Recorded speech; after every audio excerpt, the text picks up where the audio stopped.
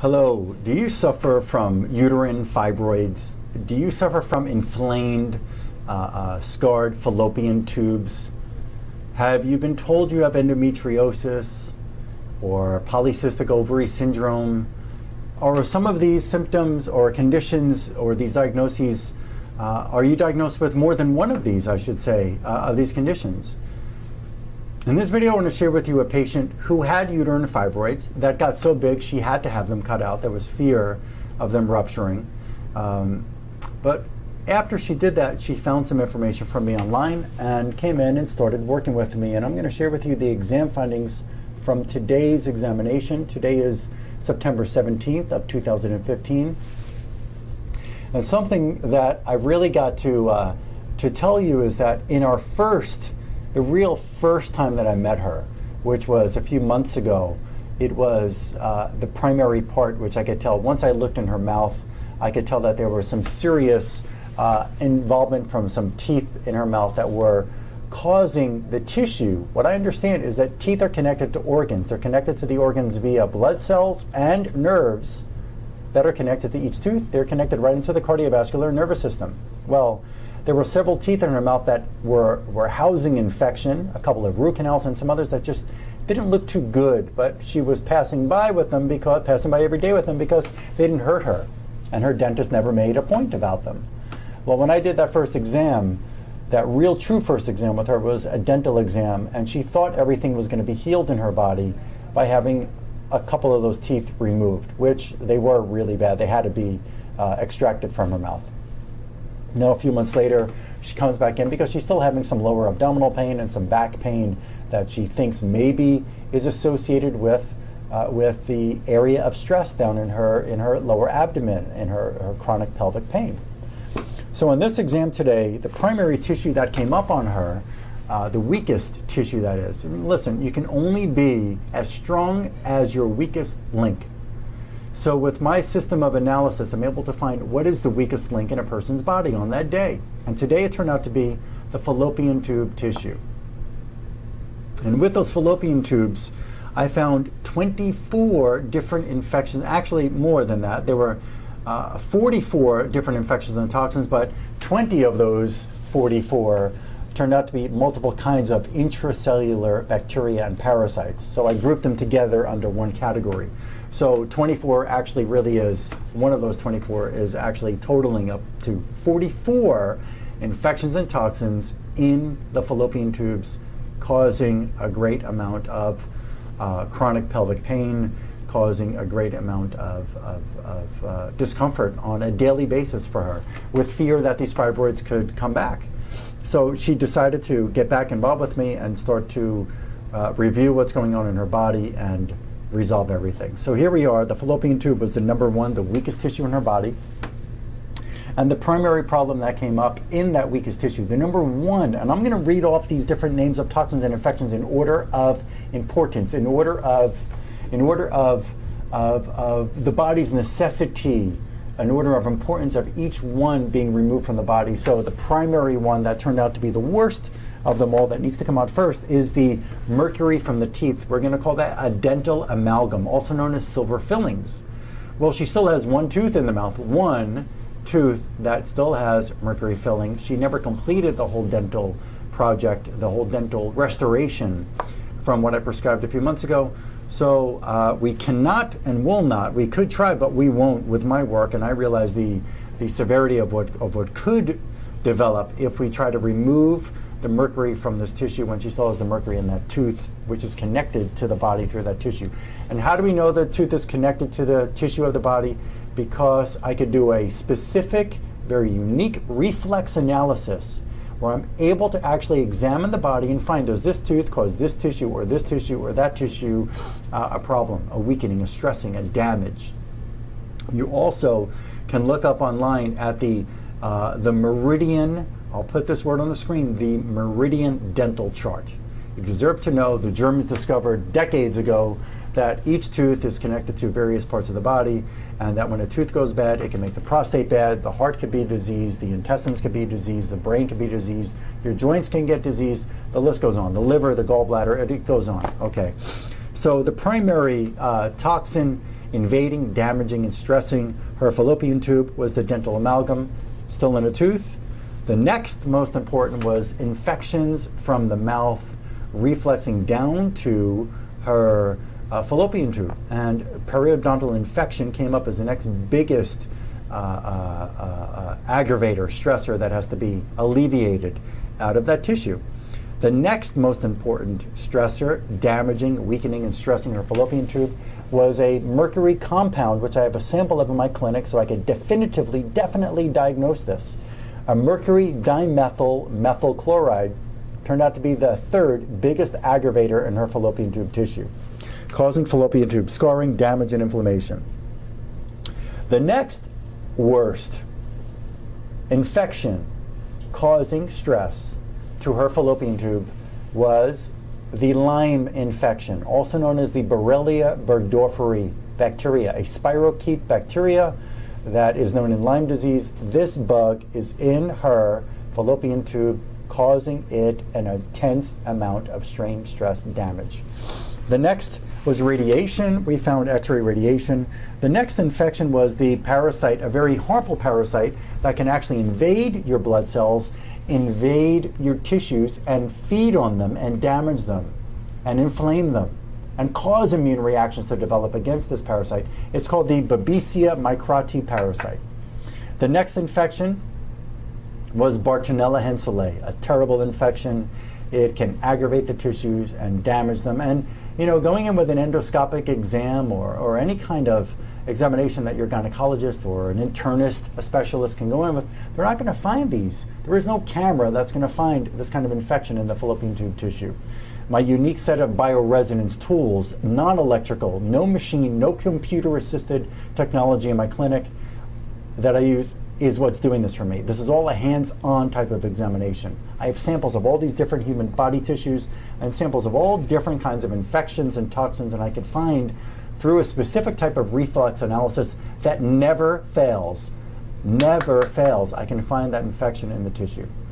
So the Bartonella henselae infection. Next, we had a list of mold infection. There was more than one kind of mold in her body. I don't have to list these here, these scientific names, but she had different molds found in the fallopian tube, aggravating, weakening, stressing, inflaming the fallopian tube tissue. She has pesticide chemicals. Even though she eats organic now, or she tries to eat organic now, but she still goes out to eat in a restaurant. She's eaten foods in other people's homes and in restaurants and did not cook organic before. So those pesticide chemicals that are damaging, like insect spray, like ant spray that you would spray an ant with, or cockroach spray, they're putting that into foods, people. The pesticides stay in the body and damage the tissue, and I found pesticide residues in her fallopian tube. I found antibiotic residues. We all have taken an antibiotic once in our lives. Even if you have not taken it, most of us have, let me just say 99.9 whatever percent of the people have been on an antibiotic at some point in life. Even if it hasn't been for a few years, the residues of these antibiotics may not filter right out of your system. You may not urinate them out or defecate them or exhale them or spit them out. These residues of these antibiotics can get into your tissues and stay there and just continue to cause stress to them. Why would they stress? Why would the residue stress the fallopian tube? Because the immune system sees an invader, and the immune system is going to do its job, and it's going to attack the tissue where the antibiotic residue is sitting, where it's residing. So we've got to get that residue out of there, and there's a specific remedy that I'm using to get the antibiotic residue out of her fallopian tube, which will allow the fallopian tube tissue to calm down, which will allow the whole systemic inflammation or part of that systemic inflammation to calm down, and she can start feeling relief not only of the problem in the lower abdomen area, but in other parts of the body, because organs in the body can reflex to different tissues in your body. You can have a problem in a gallbladder that causes a shoulder pain. You can have a liver problem or a spleen problem that may make your neck hurt. You might get a stomach infection and have a stomach inflammation and bloating, and you get a headache from that. So just because you have a pain in one place does not mean that something else could not be causing it. A muscle spasm, a muscle pain, an ache in a part of the body can be caused by an organ or a gland infection distance away from that site of the muscle pain or the malfunction or the stress. So she had, in addition to the other infections and toxins I've already listed, she had a terrible bacterial infection in the fallopian tube. This is called Mycoplasma. Mycoplasma bacteria are really, really, really well known for causing inflammation, causing damage. Look up on YouTube. I've got certain videos about Mycoplasma on there. There's a ton of research about them. The next set in that list, which I mentioned in the very beginning of the findings here, she had 20 different intracellular bacteria and intracellular parasites invading, stressing, inflaming, damaging, weakening the fallopian tube tissue. She had four different Candida infections. I found in her Candida albicans, Candida tropicalis, Candida cruzae, and Candida glabrata, invading her fallopian tube, inflaming her fallopian tube. I found residues of a neurotoxic chemical, a natural flavoring, as it's called in certain teas and drinks and foods that you're eating and frozen foods. MSG. You've heard of MSG, monosodium glutamate. It's not just in takeout Chinese food. It is in a lot of different foods. It could be in chewing gum, it could be in sugar candy, it can be in a number of different frozen foods, and eating out in restaurants, and it's put in sauces, it's put in things to add flavor. It's a flavor enhancer, but it's also known to damage tissues. It's a neurotoxic chemical. MSG damaging her fallopian tube. I found a virus, Adenovirus. I'll put that word on the screen here. The Adenovirus, inflaming, damaging, weakening, stressing the fallopian tube tissue. I also found the Herpes Zoster.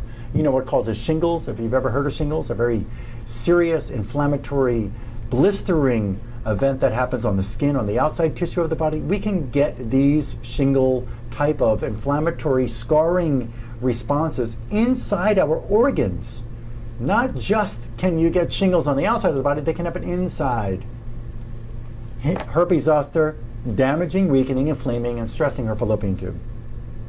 I found perfume chemicals, chemicals called phthalate chemicals. These phthalate chemicals can be in a number of different substances that we use in our daily life. Most often they're in perfumes and colognes. I found residues of phthalate chemicals stressing and inflaming her fallopian tubes. I found, and she's not a smoker, but I found residues of tobacco smoke and tobacco toxins invading her fallopian tube. I'm making remedies to get all of these different infections and toxins out of her fallopian tube, like cures like. So with a specific remedy that I can make, it's going to blast that infection or blast that toxin and get it right out of that tissue. And we have specific repair remedies of the uterus, of the ovary, of the pancreatic duct, and the rectum, and there's certain areas, the fallopian tube and embryonic cells that made up the fallopian tube. I've got a certain powerhouse of repair remedies as part of her protocol that's going to help repair weak and damaged tissues. I will see her again in 34 days. And in that 34-day mark, whether it's 35 or 36 days, but the earliest I could see her is 34 days. I'm going to examine her. I'm going to consult with her. I'm going to ask her specific questions. I want to hear to the greatest detail, with a list of symptoms that she's come in with, exactly what development, what changes, what relief has occurred. I want to know from her, is something better? Does it feel the same, or does it feel worse? Because with certain questions that I can ask people, I will get to the root of exactly what improvements have taken place and what other systems in the body may also need to be examined and relieved of infections and toxins that are causing a serious environmental stress. A serious organ inflammation stress. Sorry for that mix up there. One more thing to cover is that before I even started her exam, I tested her for different electromagnetic field stresses. We are invaded in our life and our surroundings with Wi-Fi, with cell phones, with computers and tablets, and GPS, and you name it, it's all over the place, the electricity. I had to make a specific remedy to actually remove the electrical stress from her body. You can listen to this information if you want to jest about it. If you don't want to believe that this is possible, you still can.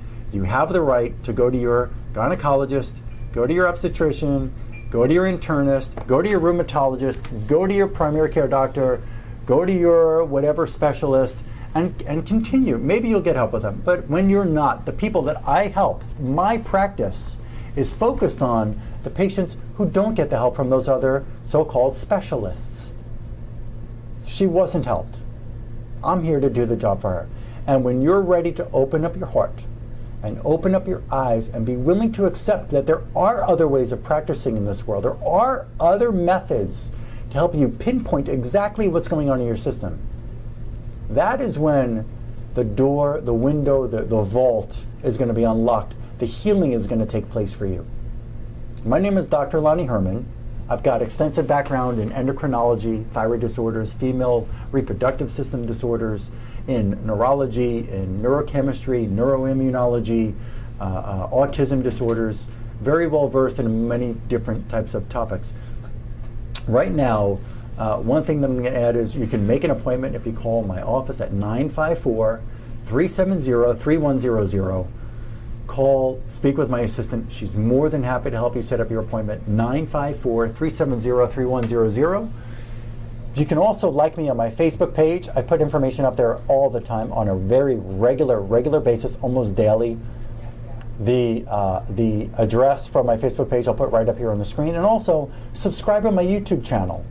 I'm always putting videos up there, sometimes every day, but usually every week, 2, 3, 4, maybe 5, sometimes 6 times a week. I've got videos I'm putting up on my YouTube channel, and you can be the first one to know the latest advances in patient care and the latest the research that I do, the kinds of examinations that I'm finding, and the results that I get. I look forward to helping you. Again, call my office at 954-370-3100. Let's roll up our sleeves and get the job done. I look forward to helping you. Thank you.